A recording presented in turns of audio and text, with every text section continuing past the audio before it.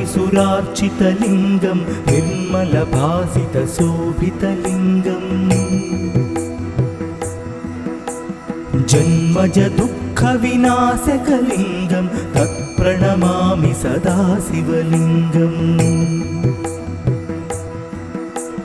देवमुनिप्रवरार्चितलिङ्गं कामदहनकरुणाकरलिङ्गं रावणदर्पविनाशनलिङ्गं तत्प्रणमामि सदा शिवलिङ्गम् सर्वसुगन्धसुलेपितलिङ्गं बुद्धिविवर्धनकारणलिङ्गम्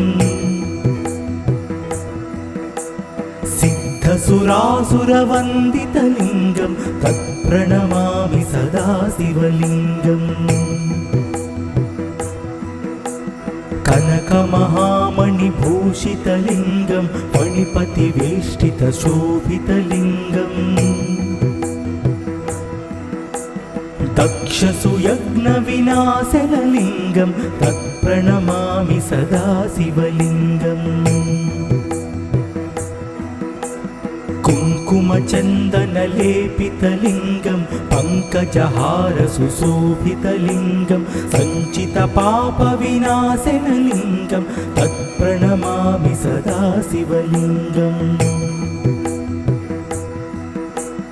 देवगणार्चितसेवितलिङ्गं भावैर्भक्तिभिरेव च लिङ्गं दिनकरकोटिप्रभाकरलिङ्गं तत्प्रणमामि सदा शिवलिङ्गम्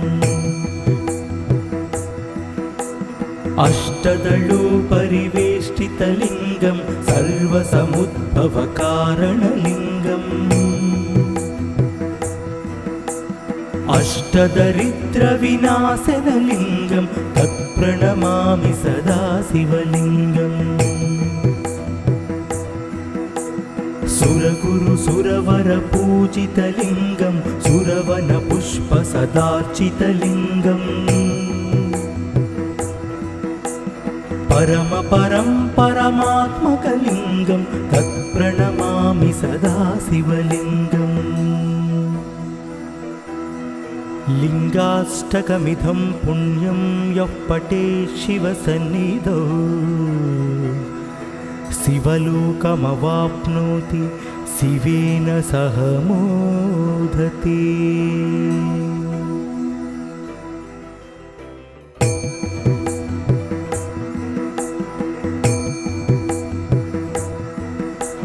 ब्रह्ममुरारिसुरार्चितलिङ्गं निर्मलभासितशोभितलिङ्गम्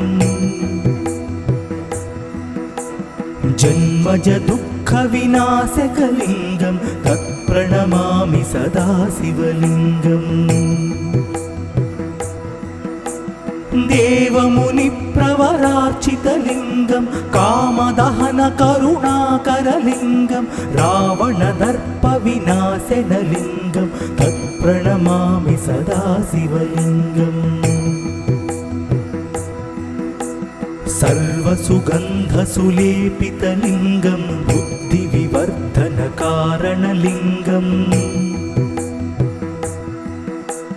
सिद्धसुरासुरवन्दितलिङ्गं तत्प्रणमामि सदा शिवलिङ्गम्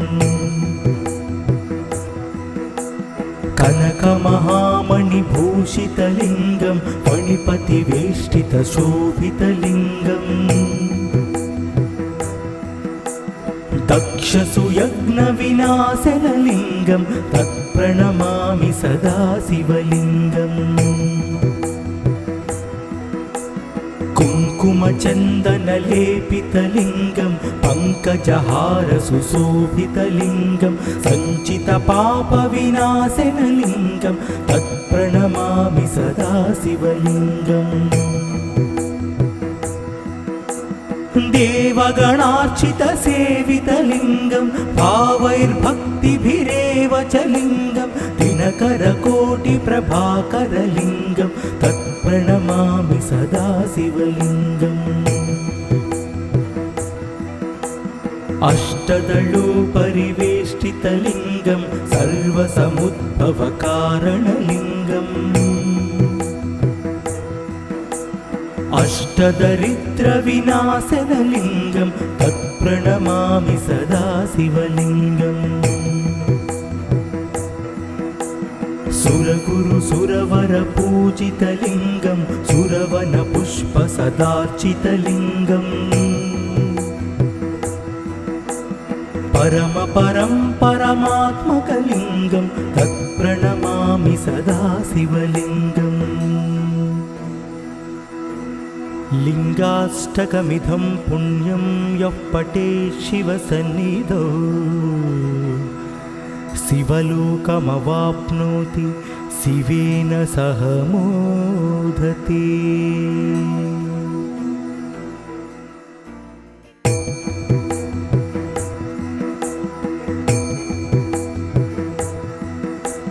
ब्रह्ममुरारिसुरार्चितलिङ्गं निर्मलभासितशोभितलिङ्गम्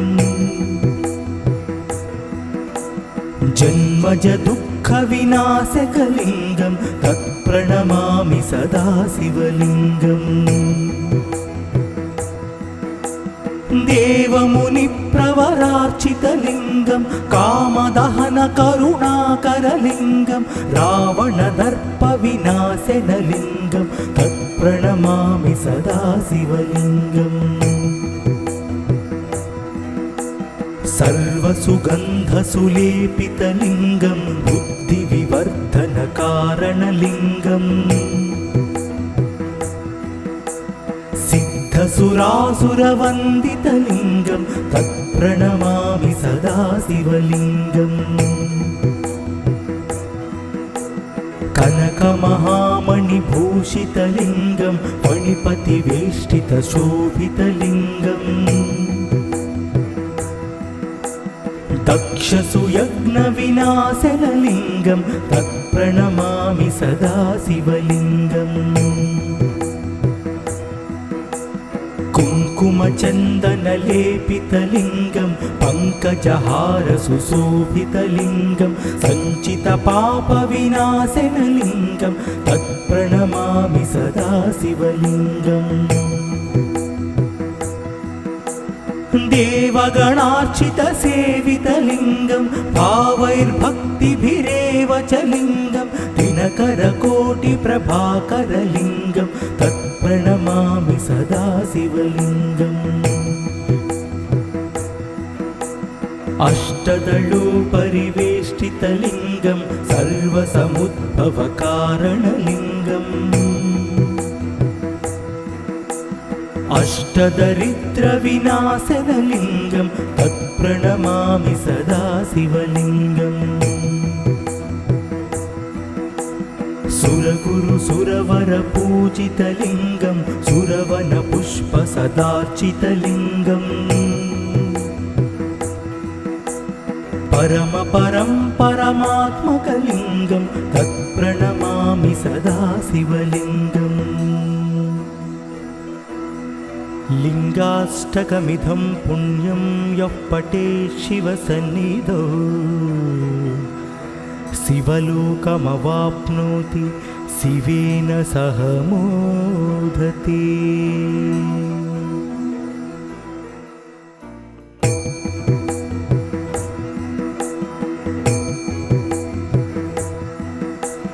ब्रह्ममुरारिसुरार्चितलिङ्गं निर्मलभासितशोभितलिङ्गम्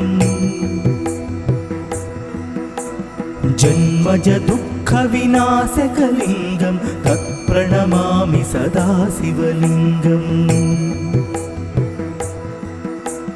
देवमुनिप्रवरार्चितलिङ्गं कामदहनकरुणाकरलिङ्गं रावणदर्पविनाशनलिङ्गं तत्प्रणमामि सदा शिवलिङ्गम्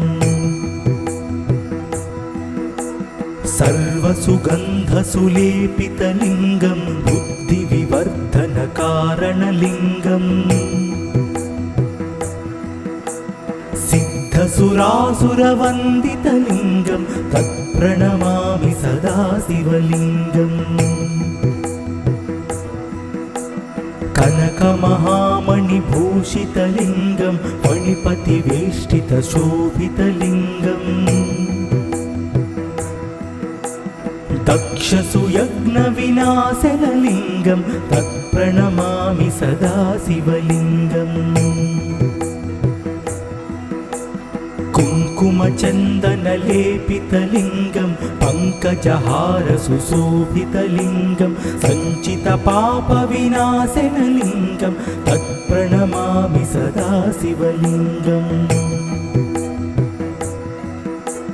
देवगणार्चितसेवितलिङ्गं भावैर्भक्तिभिरेव च लिङ्गं दिनकरकोटिप्रभाकरलिङ्गं तत्प्रणमामि सदा शिवलिङ्गम् अष्टदलोपरिवेष्टितलिङ्गं सर्वसमुद्भवकारणलिङ्गम् अष्टदरिद्रविनाशनलिङ्गं तत्प्रणमामि सदा शिवलिङ्गम् सुरगुरुसुरवरपूजितलिङ्गं सुरवनपुष्पसदार्चितलिङ्गम् परमपरं परमात्मकलिङ्गं तत्प्रणमामि सदा शिवलिङ्गम् लिङ्गाष्टकमिदं पुण्यं यः पठेत् शिवसन्निधौ शिवलोकमवाप्नोति शिवेन सह मोदते।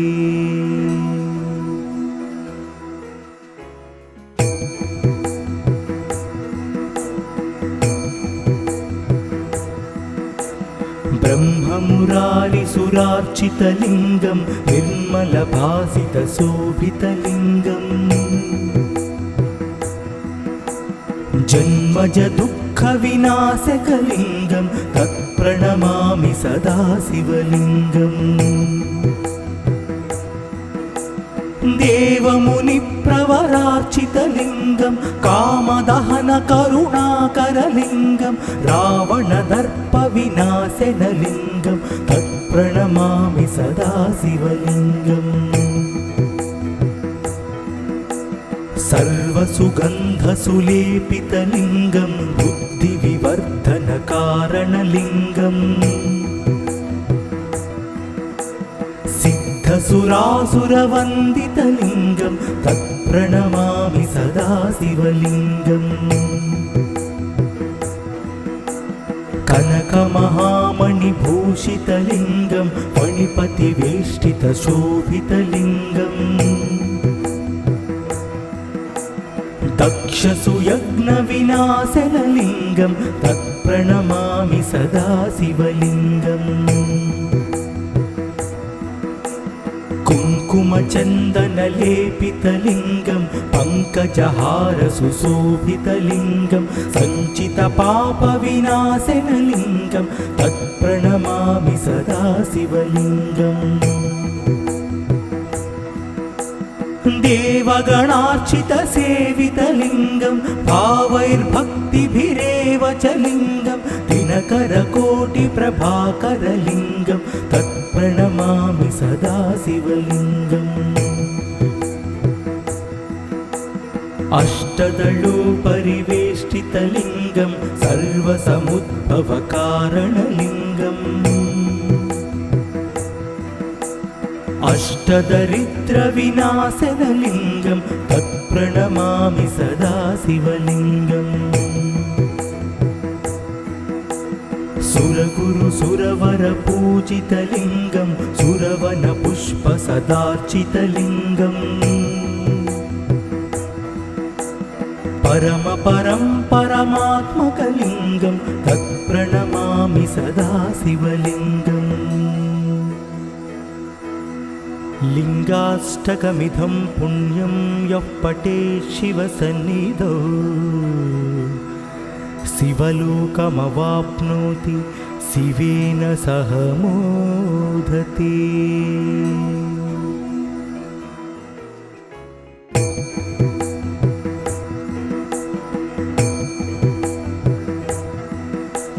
ब्रह्ममुरारिसुरार्चितलिङ्गं निर्मलभासितशोभितलिङ्गम् जन्मजदुःख दुःखविनाशकलिङ्गं तत्प्रणमामि सदा शिवलिङ्गम् देवमुनिप्रवरार्चितलिङ्गं कामदहनकरुणाकरलिङ्गं रावणदर्पविनाशनलिङ्गं तत्प्रणमामि सदा शिवलिङ्गम् सर्वसुगन्धसुलेपितलिङ्गं बुद्धिविवर्धनकारणलिङ्गम् सिद्धसुरासुरवन्दितलिङ्गं तत्प्रणमामि सदा शिवलिङ्गम् कनकमहामणिभूषितलिङ्गं फणिपतिवेष्टितशोभितलिङ्गम् दक्षसुयज्ञविनाशनलिङ्गं तत्प्रणमामि सदा शिवलिङ्गम् कुङ्कुमचन्दनलेपितलिङ्गं पङ्कजहारसुशोभितलिङ्गं सञ्चितपापविनाशनलिङ्गं तत्प्रणमामि सदा शिवलिङ्गम् देवगणार्चितसेवितलिङ्गं भावैर्भक्तिभिरेव च लिङ्गं दिनकरकोटिप्रभाकरलिङ्गं तत्प्रणमामि सदा शिवलिङ्गम् अष्टदलोपरिवेष्टितलिङ्गं सर्वसमुद्भवकारणलिङ्गम् अष्टदरिद्रविनाशनलिङ्गं तत्प्रणमामि सदा शिवलिङ्गम्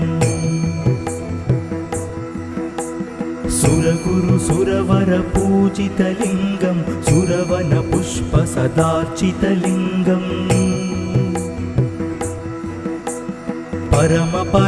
परमात्मकलिङ्गं तत्प्रणमामि सदा शिवलिङ्गम्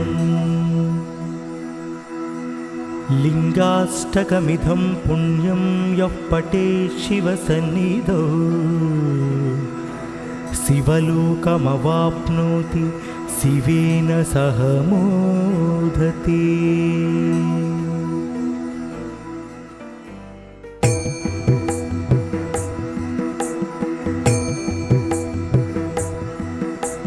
ब्रह्ममुरारिसुरार्चितलिङ्गं निर्मलभासितशोभितलिङ्गम् जन्मजदुःखविनाशकलिङ्गं तत्प्रणमामि सदा शिवलिङ्गम् देवमुनिप्रवरार्चितलिङ्गं कामदहनकरुणाकरलिङ्गं रावणदर्पविनाशनलिङ्गं तत्प्रणमामि सदा शिवलिङ्गम् सर्वसुगन्धसुलेपितलिङ्गं बुद्धिविवर्धनकारणलिङ्गम् सिद्धसुरासुरवन्दितलिङ्गं तत्प्रणमामि सदा शिवलिङ्गम् कनकमहामणिभूषितलिङ्गं फणिपतिवेष्टितशोभितलिङ्गम् दक्षसुयज्ञविनाशनलिङ्गं तत्प्रणमामि सदा शिवलिङ्गम् कुङ्कुमचन्दनलेपितलिङ्गं पङ्कजहारसुशोभितलिङ्गं सञ्चितपापविनाशनलिङ्गं तत्प्रणमामि सदा शिवलिङ्गम् देवगणार्चितसेवितलिङ्गं भावैर्भक्तिभिरेव च लिङ्गं दिनकरकोटिप्रभाकरलिङ्गं तत्प्रणमामि सदा शिवलिङ्गम् अष्टदलोपरिवेष्टितलिङ्गं सर्वसमुद्भवकारणलिङ्गम् अष्टदरिद्रविनाशनलिङ्गं तत्प्रणमामि सदा शिवलिङ्गम् सुरगुरु सुरवरपूजितलिङ्गं सुरवनपुष्पसदार्चितलिङ्गम् परमपरं परमात्मकलिङ्गं तत्प्रणमामि सदा शिवलिङ्गम् लिङ्गाष्टकमिदं पुण्यं यः पठेत् शिवसन्निधौ शिवलोकमवाप्नोति शिवेन सह मोदते।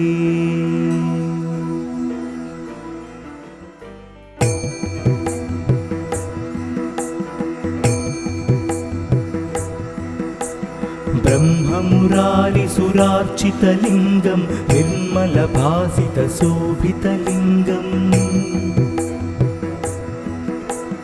जन्मजदुःखविनाशकलिङ्गं तत्प्रणमामि सदा शिवलिङ्गम् देवमुनिप्रवरार्चितलिङ्गं कामदहनकरुणाकरलिङ्गं रावणदर्पविनाशनलिङ्गं तत्प्रणमामि सदा शिवलिङ्गम् सर्वसुगन्धसुलेपितलिङ्गं बुद्धिविवर्धनकारणलिङ्गम् सिद्धसुरासुरवन्दितलिङ्गं तत्प्रणमामि सदा शिवलिङ्गम् कनकमहामणिभूषितलिङ्गं फणिपतिवेष्टितशोभितलिङ्गम् दक्षसुयज्ञविनाशनलिङ्गं तत्प्रणमामि सदा शिवलिङ्गम् कुङ्कुमचन्दनलेपितलिङ्गं पङ्कजहारसुशोभितलिङ्गं सञ्चितपापविनाशनलिङ्गं तत्प्रणमामि सदा शिवलिङ्गम् देवगणार्चितसेवितलिङ्गं भावैर्भक्तिभिरेव च लिङ्गं दिनकरकोटिप्रभाकरलिङ्गं तत्प्रणमामि सदा शिवलिङ्गम् अष्टदलोपरिवेष्टितलिङ्गं सर्वसमुद्भवकारणलिङ्गम् अष्टदरिद्रविनाशनलिङ्गं तत्प्रणमामि सदा शिवलिङ्गम् सुरगुरु सुरवरपूजितलिङ्गं सुरवनपुष्पसदार्चितलिङ्गम् परमपरं परमात्मकलिङ्गं तत्प्रणमामि सदा शिवलिङ्गम् लिङ्गाष्टकमिदं पुण्यं यः पठेत् शिवसन्निधौ शिवलोकमवाप्नोति शिवेन सह मोदते।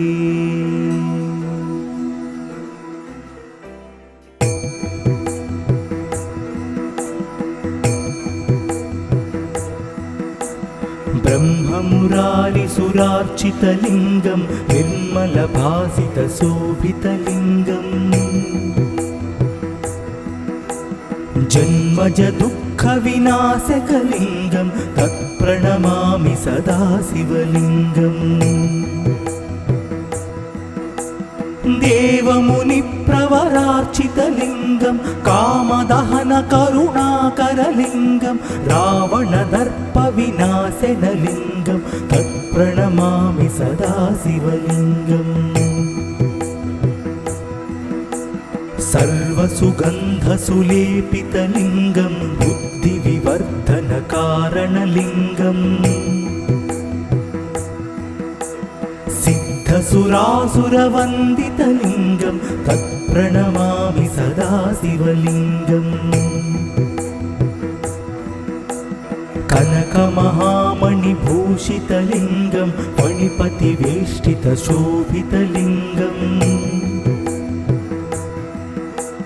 दक्षसुयज्ञविनाशनलिङ्गं तत्प्रणमामि सदा शिवलिङ्गम्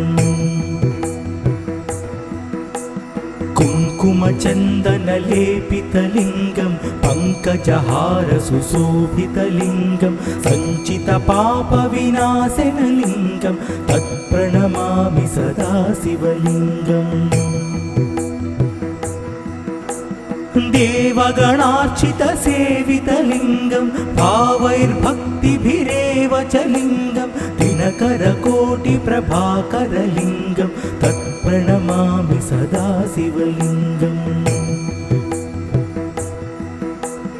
अष्टदलोपरिवेष्टितलिङ्गं सर्वसमुद्भवकारणलिङ्गम् अष्टदरिद्रविनाशनलिङ्गं तत्प्रणमामि सदा शिवलिङ्गम् सुरगुरुसुरवरपूजितलिङ्गं सुरवनपुष्पसदार्चितलिङ्गम् परमात्मकलिङ्गं तत्प्रणमामि सदा शिवलिङ्गम् लिङ्गाष्टकमिदं पुण्यं यः पठेत् शिवसन्निधौ शिवलोकमवाप्नोति शिवेन सह मोदते।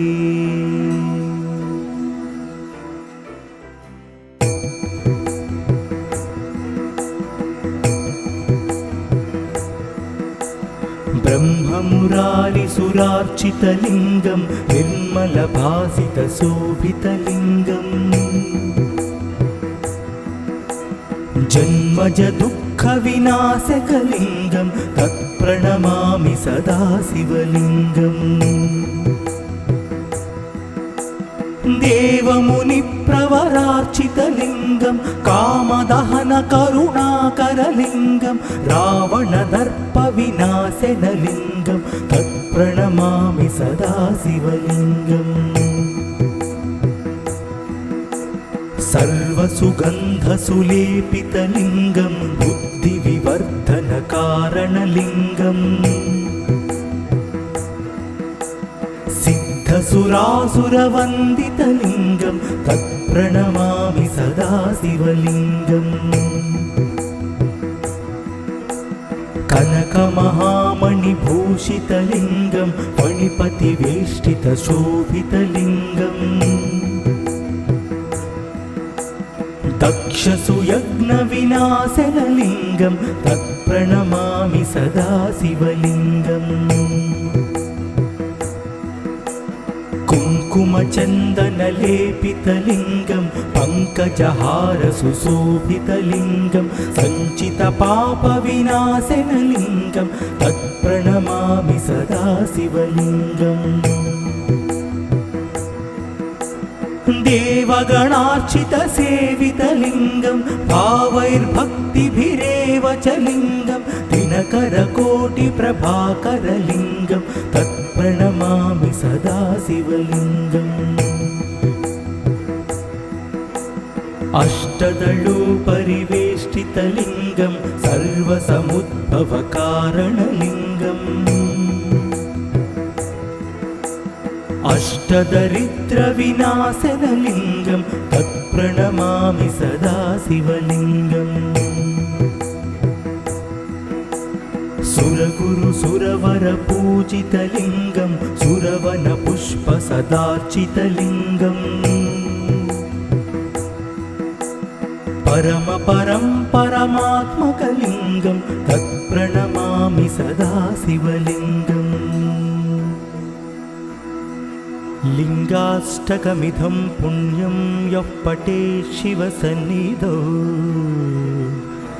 शिवलोकमवाप्नोति शिवेन सह मोदते।